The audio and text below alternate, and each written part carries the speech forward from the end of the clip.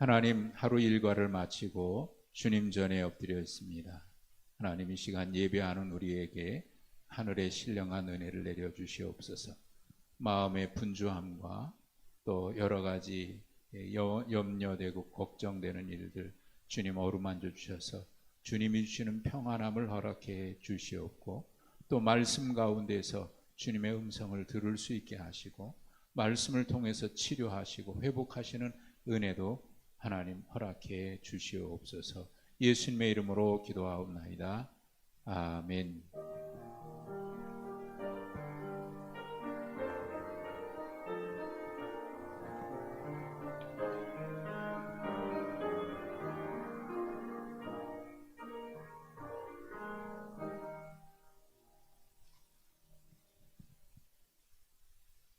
로마서 16장 11절부터 16절입니다.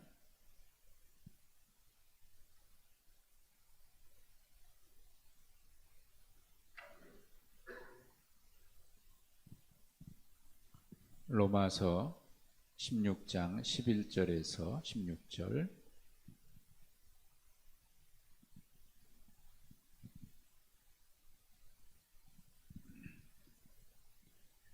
11절부터 16절 한 절씩 교독합니다. 내 친척 헤로디온에게 문안하라. 나기수의 가족 중 주 안에 있는 자들에게 문안하라.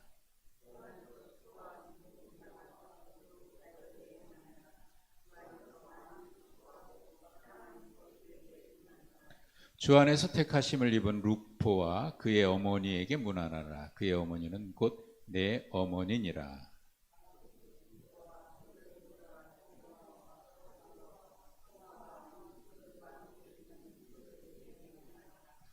블롤로고와 율리아와 또 네레오와 그의 자매 올롬바와 그들과 함께 있는 모든 성도에게 문안하라.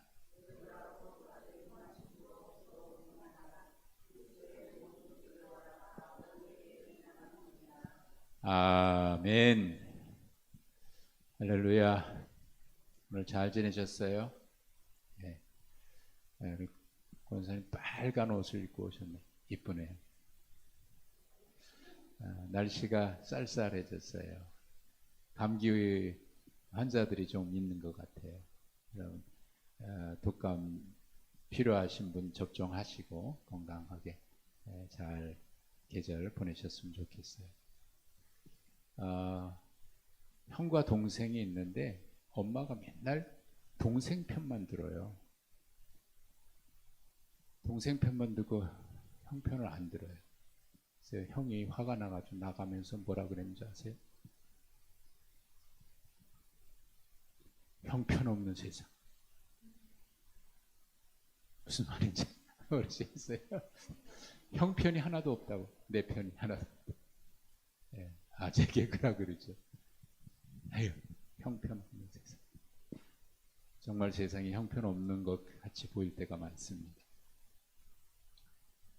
전쟁이 참 빨리 그쳐야 될 텐데 그렇지 않아도 어렵다고들 하는데 전쟁 때문에 세계 경제가 점점 더 어려워지고 있어서 걱정이 많습니다.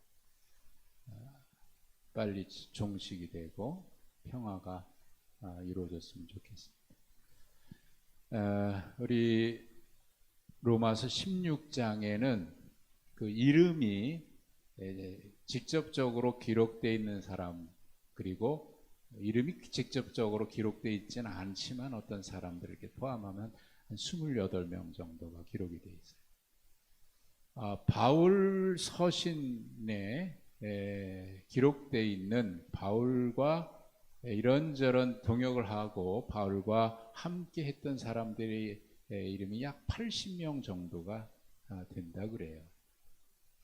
바울이 참 어떻게 보면 그 사역을 하면서 참 외롭게 지냈거든요. 어디 가든지 늘 한 곳에 정착하기보다는 가서 복음 전하면 또 다른 곳으로 가. 거기에서 또 오해를 받아서 유대인, 특별히 동족인 유대인의 박해.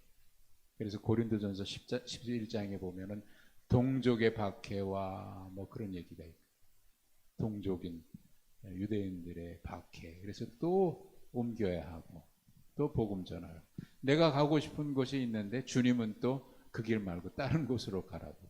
그러니까 인간적으로 보면 참 외로운 사람일 것 같은데, 그런데 그의 주변에는 또 하나님께서 동역할 수 있는 많은 사람들을 보내주셨어요. 그러니까 혼자는 절대로 하지 못하죠. 누구든지 함께 일하는 게 참 귀한 겁니다. 그래서 성경에 우리를 하나님의 동역자다 이렇게 표현하고 있는 것이, 야, 이게 참 우리를 하나님의 동역자라고 얘기해 주시다니 엄청난 축복이잖아요. 하나님의 동역자. 또 하나님의 일을 할 때 우리가 또 서로 협력하는 동역의식, 동역자로서 서로 힘들 때 도와주고 외로울 때 같이 위로해주고, 그런 동역자의식. 바울은 결코 혼자서 이 많은 일을 한 게 아니에요. 하나님께서 요소에 필요한 사람들을 딱 보내주신 거예요. 대표적인 사람이 디모데 같은. 디모데를 만나는 건 사실 그 지금의 투르키의 땅인데, 그 지역 굉장히 산골 깊은 곳에 가서 바울이 디모데를 만나요. 그 땅을 가면서, 야, 바울이 이 산골까지 왜 왔을까, 그런 생각을 하면서 갔는데, 그 산골에서 디모데를 만나더라고요. 아하, 이 디모데를 만나러 여기까지 온 거구나. 하나님이 그를 만나게 하시려고 그런 거예요. 또 고린도에서 우리가 로마 16장 처음에 보셨죠? 브리스가와 아굴라를 만난 거는 정말 놀라운 사건인 거야. 하나님이 그를 만나게 하셔서 그를 통해서 고린도뿐만 아니라 에베소, 로마까지 사역하는 데 있어서 이 브리스가와 아굴라는 정말 귀한 바울의 동역자예요. 그래서 오죽하면 바울이 뭐라고 얘기했냐면, 내 목숨을 위해서 자기들의 목까지 내놓는 사람들이 바로 브리스가와 아굴라다. 참 귀한 거죠. 이런 사람들이 있으니까 바울 사도가 그 힘들어도 그렇게 합니다. 바울이 감옥에 갇혔을 때 그때도 누가가 와서 같이 돌봐주기도 하고, 이 위험한 때에 이 편지를 로마까지 누가 전해줄까? 누가 이 일을 할까? 이사야서의 6장에 있는 대로 하나님께서 누가 나를 위하여 갈까라고 할 때, 주여 내가 여기 있사오니 나를 보내소서, 이사야 선지자가 고백했던 것처럼, 그때 베베라고 하는 한 여집사, 그 사람 또 만나. 그러고 보니까 바울은 외로운 여정의 길을, 나그네와 같은 길을 걸었는데, 그때마다 그의 주변에 하나님께서 심어 놓으신 사람들이 있는 거예요. 한 사람 한 사람이 참 귀하겠죠. 여러분 주변에도 아마 그런 사람도 있을 거예요. 내가 힘들 때 같이 기도해 줄 수 있는 사람, 어려울 때 내가 누구에게 부탁할까 떠오를 수 있는 사람, 그런 사람 한 사람이라도 있으면 행복한 거죠. 그게 참 우리 교회 안에서 그렇게 함께 기도하고 신앙생활을 할 수 있다는 게, 그게 정말 가장 큰 축복이라고 저는 믿어요. 세상에 뭐 돈이 있고 뭐 다 있어도 정말 그런 사람 하나도 없다 그러면 얼마나 외롭겠어요. 자, 그렇게 지금 로마서 16장에는 바울과 함께 한 사람들의 이름이 쭉 기록이 되어 있는데, 로마에 있는 교회는 우리가 로마서를 로마 교회에 보냈다 그러는데, 로마 교회는 한 곳에 있는 교회가 아닙니다. 적어도 16장에는 몇 교회가 나와 있어요. 가정교회, 가정에서 모이는, 가정 중심으로 모이는 몇 교회가 나와 있어요. 오늘 본문에 11절부터 16절까지 읽은 내용에도 한 세 교회가 있는 것처럼 보여요. 우선 11절에 보면 나기수의 가족 중 주 안에 있는 자들에게 문안하라 그래요. 나기수의 가족 중에 주 안에 있는 자들에게 문안하라. 이거는 나기수의 가족이기도 하고 그 나기수의 가족 중에서 어느 집에서 모임이 시작된 교회인 것 같아요. 그래서 그 교회에 속한 사람들이 12절, 13절에 있는 사람들이 아마 그 교회의 교인이었을 거다. 그 가정에서 모이는 교인들이었을 거다. 이렇게 짐작을 하거든요. 또 하나는 14절에도 끝에 보면 아순 그리도 뭐 이름이 한 5명 나와 있고 그 다음에 그들과 함께 있는 형제들에게, 그러니까 여기 5명을 중심으로 하고 그 주변, 그러니까 그 교회는 이 5명이 핵심 인물인 것 같아요. 그리고 그들과 함께 있는 다수의 성도들, 요게 또 한 가정, 아마도 처음에 나와 있는 아순그리도와 블레곤, 이 두 사람이 부부가 아닐까 싶은데 이 집에서 모인 교회인 것 같아요. 그리고 또 다른 교회가 13절에 블롤로고 율리아 네레오 그리고 그의 자매 올름바와 그들과 함께 이렇게 또 이렇게 나오죠. 이 네 사람과 이름이 나오고 또 그들과 함께, 여기도 그 가정에서 모이는 가정교회일 것 같다는 생각을 합니다. 이제 학자들이 그렇게 보고 있어요. 제가 분석한 거 아니고 여기저기 참고해 보니까 이런 가정교회들 몇 교회가 16장에 나타나요. 근데 오늘 좀 살펴보고 싶은 사람들은 여기에 있는 사람들의 이름을 다 살펴보기는 어렵고, 그리고 정보가 많이 있지도 않아요. 그냥 이름만 나와 있고. 그런데 오늘 중점적으로 볼 두 사람을 제가 보고 싶은데, 하나는 11절에 있는 나기수라고 하는 사람이에요. 나기수의 가족 중 주 안에 있는 자들. 그러니까 나기수는 그 당시에 글라우디오 황제를 섬기는 사람이었다고 그래요. 글라우디오 황제를 섬긴 사람인데, 이 사람이 바울이 로마서를 써서 보내기 전에 이미 이 사람은 이 세상에 있질 않고 죽은 것 같아요. 자살했다라고 이렇게 기록에 나와 있는데, 그 가정에 그 나기수의 가족 중이라고 하니까 이 나기수를 직접적으로 얘기하는 게 아니라 그의 가족을 얘기하는 거예요. 그러니까 나기수는 그래도 좀 유명한 사람인데 불행하게 자살했어요. 깔뱅의 로마서 주석에 보면 이 사람에 대한 이야기가 나오는데 이렇게 기록이 되어 있어요. 내 생각에 글라우디오의 자유인으로서 무수한 범죄와 방탕한 행동으로 소문난 사람이었다. 나기수라는 사람이 글라우디오 황제를 섬긴 사람인데, 근데 굉장히 범죄도 많이 짓고 방탕한 생활을 했다는 거예요. 그렇게 소문난 사람이에요. 권력을 등에 업고 그랬는지는 모르겠습니다만 하여튼 방탕하고 죄를 많이 지었대요. 그런데 하나님의 은혜가 온갖 종류의 사악으로 득실거리는 불결한 지배까지 파고들었다는 점을 생각할 때 우리는 그것을 더욱더 경이적인 것으로 여기지 않을 수 없다. 깔뱅이 이야기한 거예요. 그러니까 그렇게 방탕하게 살고 죄를 많이 지어, 그러니까 소문이 나, 그렇게 유명한 사람으로 소문이 난 거예요. 그것 때문에 그랬는지 모르지만 결국은 자살했거든요. 그러니까 참 그 사람에 대해서 별로 좋은 소문이 없어요. 죄도 많이 지었고 방탕한 생활했고 마지막 최후도 자살했고. 여러분, 그의 가정은 어땠을까요? 그의 가정, 자녀들이 있었다면 자녀들은 또 어떤 아픔과 상처가 있어요.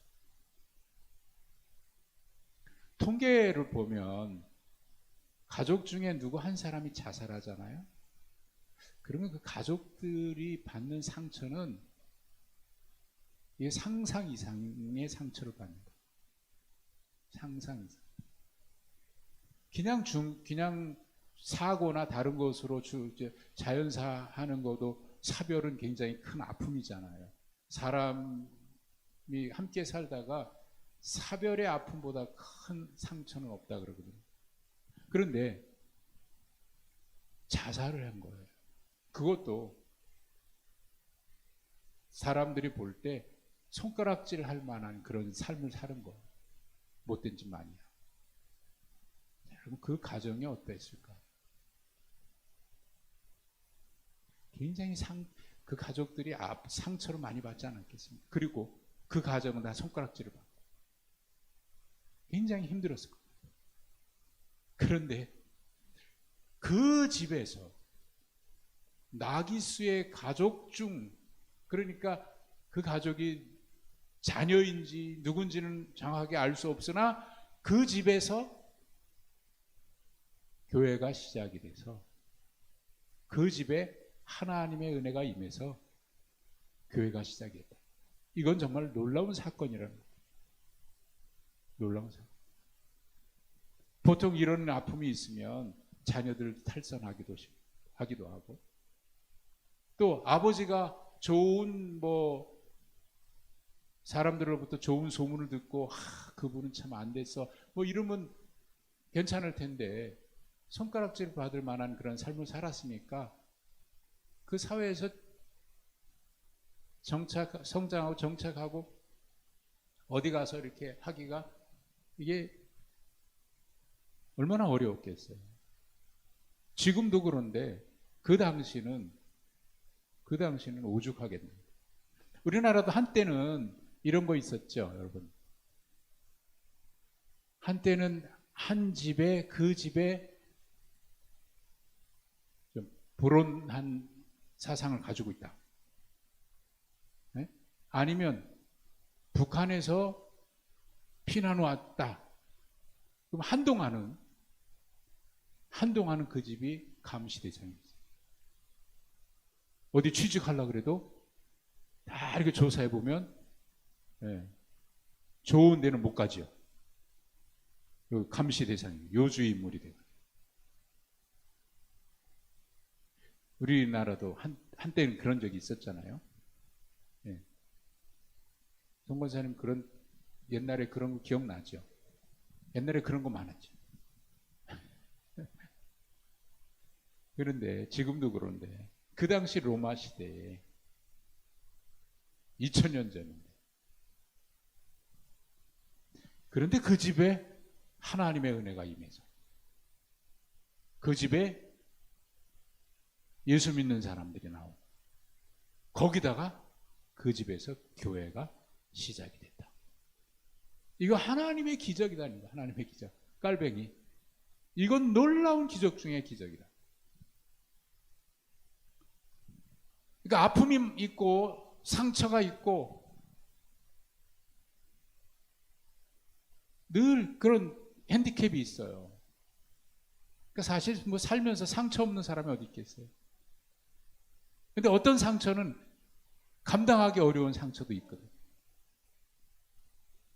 그것 때문에 좌절하고 포기하고 인생에 대해서 방탕하고 타락하고 이런다고 뭐가 나아지겠어요. 자포자기야. 그런 사람들이 있는데 이 아픔을 극복하고 하나님이 쓰시는 귀한 가정이 됐다. 이건 정말 놀라운 일이에요. 생각해보면 우리 자체가 그런 거죠. 우리 자체가. 하나님 앞에 우리가 하나님의 은혜로 구원받아 하나님의 자녀다? 우리가 어떻게 그런 감히 하나님의 자녀라고 하는 하늘나라 백성. 우리 아이들 찬양 중에 예전에 우리 민유리 미나 그 찬양 아는지 모르겠네. 왕 나는 왕자다. 그 노래 알아요? 미나는 나와 공공공공 나는 공주다 그래야지. 하나님 나라에 나는 왕자다. 그런 찬양이 예전에 있었어요. 예전에 하나님 나라의 왕자다. 하나님 나라의 공주다. 참 하나님이 나를 위해서 독생자 예수님이 땅에 보내셨다. 우리가 그럴 만한 자격이 있어요? 뭐 때문에? 엄청난 사랑 아니에요? 엄청난 축복 아니에요? 그래서 본래 우리의 허물과 죄로 죽었던 우리고 본질상 하나님의 진노의 자녀였는데, 그랬는데 우리가 하나님 나라의 백성이 되고 하나님 보좌 우편에 우리 주님과 함께 안침바 되고, 이거 여러분, 이 세상의 기적 중에 기적, 이것보다 더 큰 기적이 있을까? 여러분, 우리가 받은 은혜가 그런 거죠. 나기수의 가정을 보면 이게 바로 우리에게 임한 하나님의 은혜인 거예요. 이런 집이 쓰임받다니. 그러니까 여러분, 이 세상에서는 저거 소망 없어 하는 인생도 하나님이 보실 때는 안 그렇다고 말이지. 하나님이 보실 때는 같은 기준으로 안 보신다. 사람들은 조건을 보고 얘기합니다. 환경을 보고 얘기합니다. 저 집 뭐 어쩌고 저 사람 어쩌고. 아니요. 하나님은 그런 거를 보지 않아요. 모든 영혼, 한 영혼들을 귀하게 보는 거예요. 한 인간이. 나기수의 가정이 바로 그런 가정이에요. 나기수. 또 한 사람 보고 싶은 사람이 그 집에 함께 모였던 것 같은데 13절에 보면 주 안에서 택하심을 입은 루포와 그의 어머니. 루포가 누구죠? 아버지가 십자가 지고 간 사람. 십자가 지고 간 사람 누구죠? 네, 루포 아버지. 구레네 시몬. 그죠? 예수님이 십자가 지고 가실 때, 마가복음 15장을 한번 찾아보세요.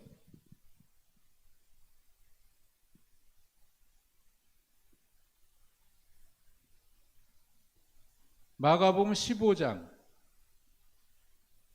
21절.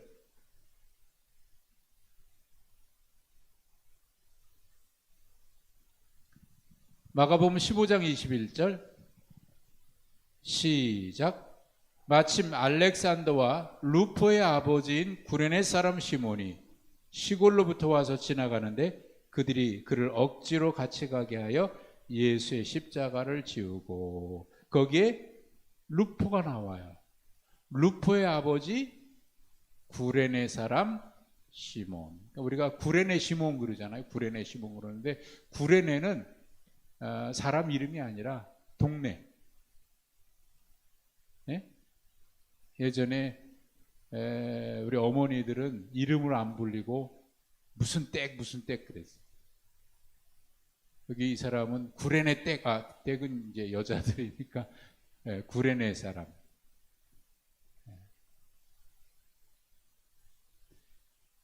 구레네 시몬이 누구의 아버지다? 루포의 아버지다. 그리고 여기도 주 안에서 택하심을 입은 루포와 그의 어머니. 그럼 그의 어머니는 누구예요? 시몬의 아내. 구레네 사람 시몬의 아내.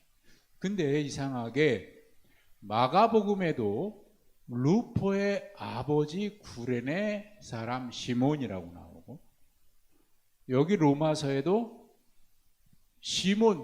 구레네 사람 시몬의 이름은 안 나오고 루포와 그의 어머니만 이렇게 나와요. 루포. 마가복음에도 루포. 구레네 사람, 보통은 아버지 이름 나오고 그의 아들 이렇게 나오죠. 구레네 사람 시몬과 그의 아들 루포 이렇게 나올 텐데, 여기는 그렇게 안 나오고, 누가 주를 이루고 있냐면 루포가 주를 이루고 있고 루포의 아버지 구레네 사람이 이렇게 나와요.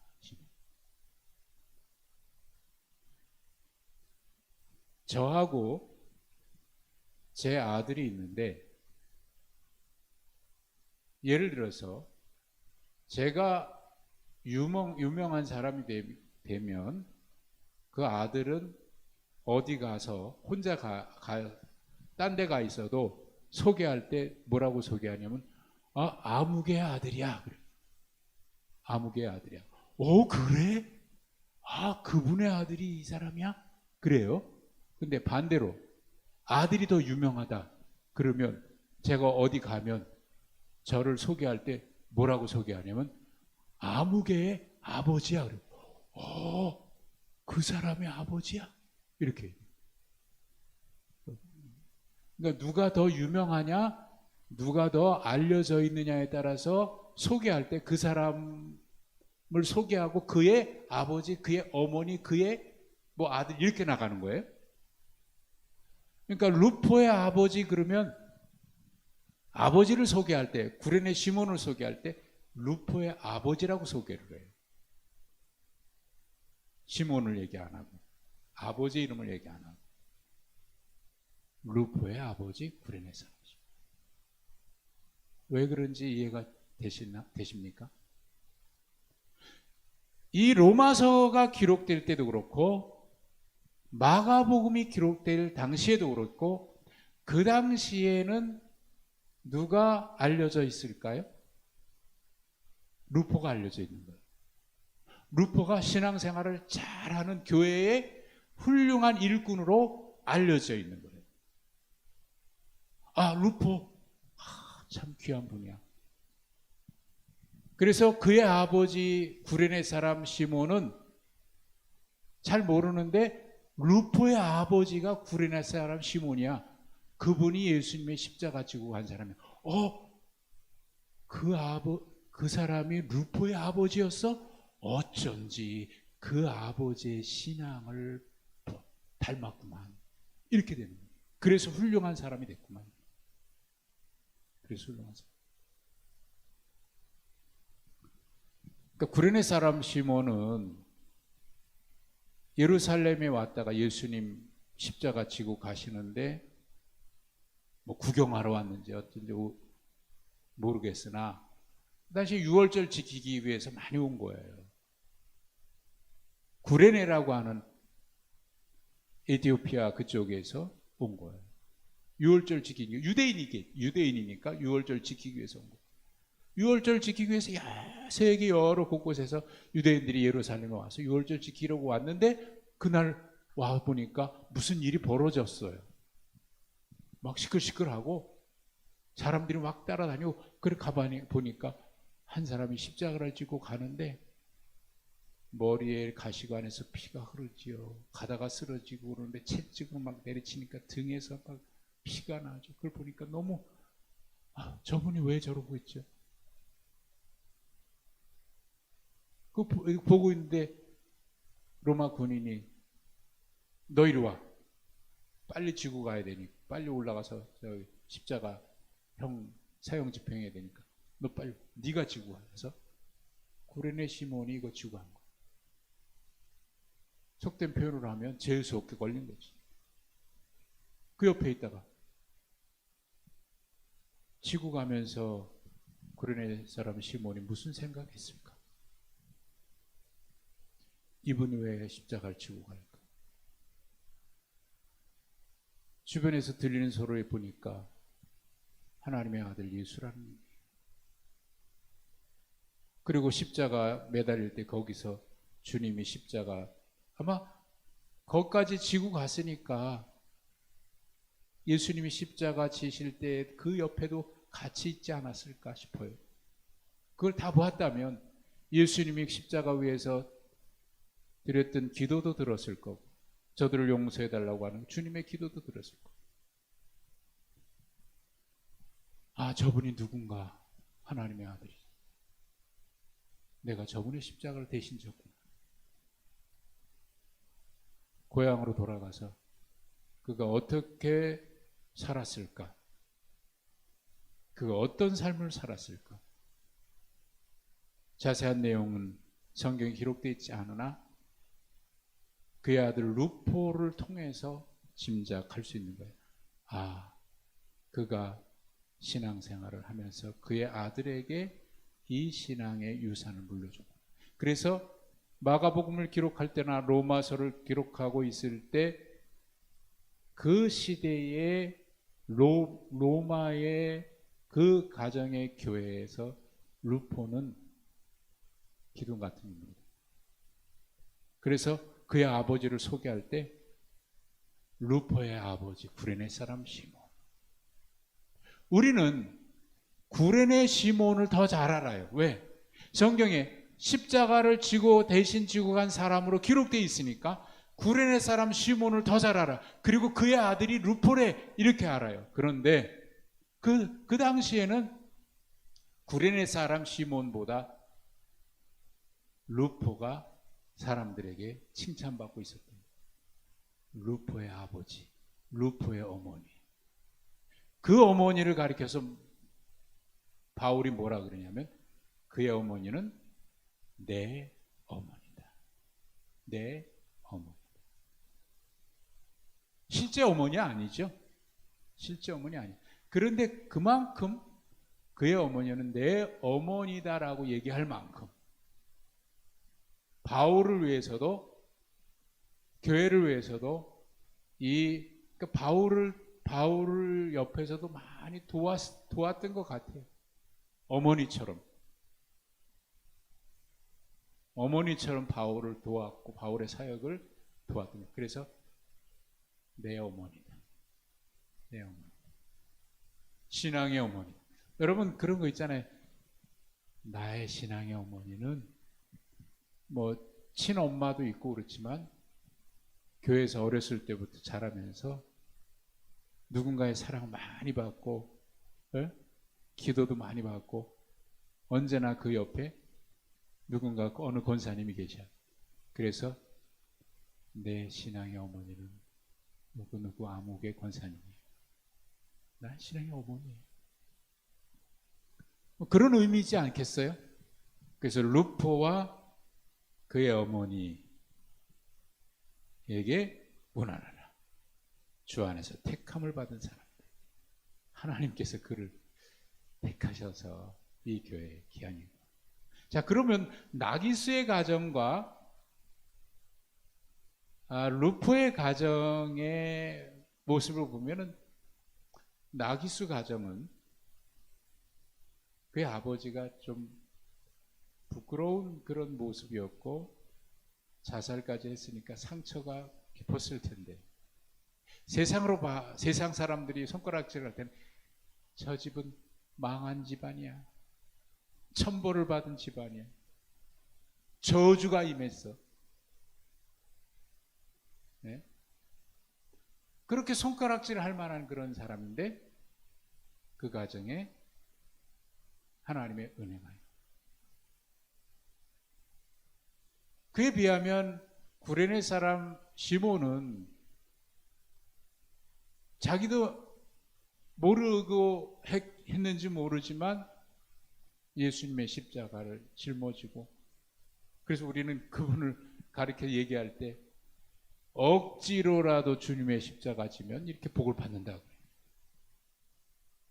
억지로라도 주님의 십자가 졌더니 그 집안이 복을 받고 그 가정이 복을 받는다. 그 집안이 복을 받았는지 어떻게 아나?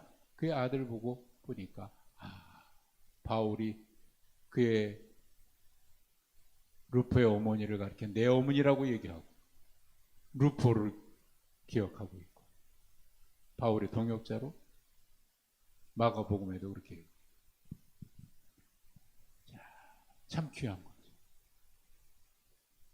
문제는 그리고 그 외에 다른 사람들 쭉 보면은 여기 기록된 인물들은요 아주 고위층에 있는 사람들도 없는 건 아니지만 대부분 노예이기도 하고 노예에서 자유인으로 풀려난 사람이기도 하고, 그리고 여기 나온 사람들을 이렇게 보면 여자도 상당히 많이 기록되어 있어요. 여자 이름도.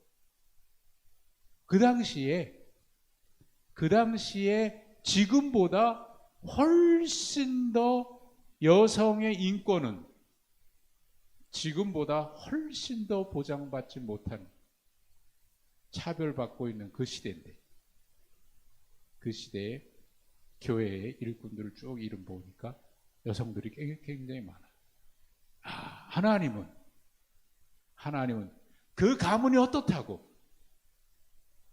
그가 어떤 신분이라고, 남자라고 여자라고 그런 거 차별하지 아니하시고 모든 사람을 동일하게 사랑하셔서 택하시고 쓰시는데 참 놀라운 거. 이게 하나님의 사랑, 하나님의 은혜. 여기 나와 있는 이 이름들을 보면 하나님의 은혜가 어떤 것인지, 우리가 입은 하나님의 은혜와 사랑이 어떤 것인지, 그 사연은 좀 더 깊이 한 사람 한 사람 들춰보면 놀라운 이름들인 거예요. 그게 다 하나님이 사랑한 사람들, 하나님의 택함 받은 사람들이고, 이 이름들이 있는데 그 이름들 가운데 우리의 이름도 주님 앞에 서는 그날의 생명책에, 심판의 책이 아니라 생명책에 기록되는 우리 이름도, 그런 축복 우리가 받아야 되지 않겠습니까? 받으리라고 저는 확신하고 믿습니다. 쭉 얘기하면서 마지막으로 16절, 너희가 거룩하게 입맞춤으로 서로 문안하라. 거룩하게 서로 입맞춤으로 그 당시 그리스도인들은요, 지난번에도 말씀드렸습니다만 예수 믿는 사람들끼리 만나면 서로 암호를 주고받아야 돼요. 그 중에는 첩자들이 있어서 예수 믿는 사람이라고 알면은 이제 고발해가지고 잡혀가기도 하고 원형경기장에 끌려가기도 하고 박해시되니까 예수 믿는 사람이라고 하는 거를 공개적으로 얘기하기 어려웠거든요. 숨겨서. 그래서 만나면 이 사람이 그리스도인인지 아닌지를 서로 암호로 주고받았어요. 이 사람 그리스도인이구나. 그런 그 감시, 어려움 가운데 서로 그리스도인끼리 만났을 때 서로 사랑의 입맞춤으로 안고 인사하는 그 장면을 생각해 보세요. 얼마나 감격스러워요. 얼마나 거룩하게 입맞춤으로 서로 문안하라. 그리스도의 모든 교회가 다 너에게 문안하느니라. 이 말을 들을 때 로마 교회 가정 교회들은 눈물 쏟으면서 이 편지를 읽지 않았을까 싶어요. 우리 이렇게 힘든데 우리를 위해서 우리를 기억하고 있는 다른 교회들이 있구나. 다른 교회들이 우리를 위해서 기도하고 있구나. 우리만 이렇게 어려움 당하는 게 아니라, 우리는 아무도 기억하지 않는 존재가 아니라 주님이 기억하실 뿐만 아니라 다른 교회들도 우리를 위해서 지금 문안하고 이 편지를 보낼 때 같이, 여러분, 이게 하나님 나라 교회의 공동체 아닙니까? 하나님 나라의 공동체. 그러니까 이 공동체라고 하는, 교회 공동체라고 하는 거는요, 주님의 몸이라고 하는 거는 정말 신비인 거예요. 우리가 그렇게 하나님의 은혜를 입었고 사랑받았고, 교회가 그런 것이고, 그러니까 교회가 하나 돼야 되는 거는 당연한 거죠. 교회가 서로 사랑해야 되는 거 당연한 거 아닙니까? 당연. 안 하면 안 되는 거예요. 그러면 그건 죄예요. 주님의 몸을 찢는. 우리 하나하나를 하나님이 이렇게 사랑하셨다. 이 이름에, 우리의 이름 생명책에 기록되기까지, 그 이름 흐리지 아니하리라 주님 말씀하셨는데, 그때까지 우리도 서로 사랑하면서 거룩한 사랑의 입맞춤으로 서로 문안하며 사랑하며 교제하며 주님을 섬기는 우리 모두가 되시기를 주님의 이름으로 축복합니다. 하나님 감사합니다. 우리가 받은 사랑이 얼마나 놀라운지, 우리가 하나님의 자녀가 되고 하나님 백성이 된 게 얼마나 놀라운 은혜와 사랑 때문으로 인지 이 시간 감격하며 감사합니다. 주님 감사를 드립니다. 이 사랑 받았으니 우리도 서로 사랑하며 주님 앞에 서는 그날까지 우리가 함께 동역하며 하나님 나라를 위해서 힘쓰며 서로 사랑하며 걸어가는 아름다운 주님의 공동체로 이 땅에 주의 사랑을 증거하게 하옵소서. 예수님의 이름으로 기도하옵나이다. 아멘.